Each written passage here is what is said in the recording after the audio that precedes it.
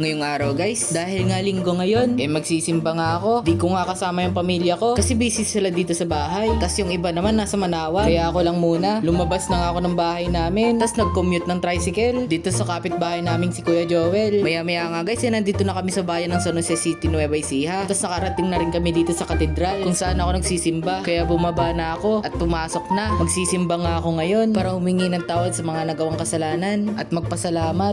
Batak nga naman talaga yung kasama ko nga magsimba. Ito nga ang kaibigan kong babae. Nakadress ha boy. Nakadress. Nakadress.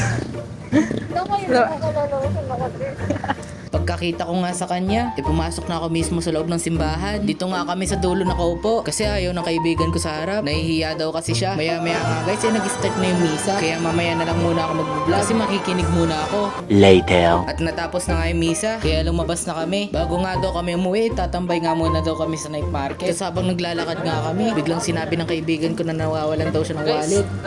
Nawawala daw yung wallet netong kasama ko guys. Naiwan niya daw sa tricycle. May 300 daw laman.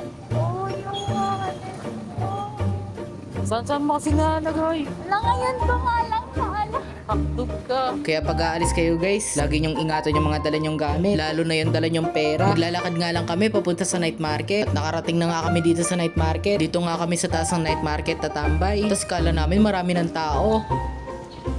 Ito nga pala yung kasama kong white lady guys. Kakain nga muna kami guys. Aray, ano nito? Kumain nga muna kami ng umagaan dito sa karinderya. Tapos maya-maya lang natapos na kami. At bumalik na rin kami dito sa taas para tumambay. At hanggang dito na nga lang yung vlog natin guys. By the way, hindi ko po jowa tong kasama ko. Kaibigan lang po talaga. Salamat sa inyong panonood. Follow, like, and share guys. Paalam!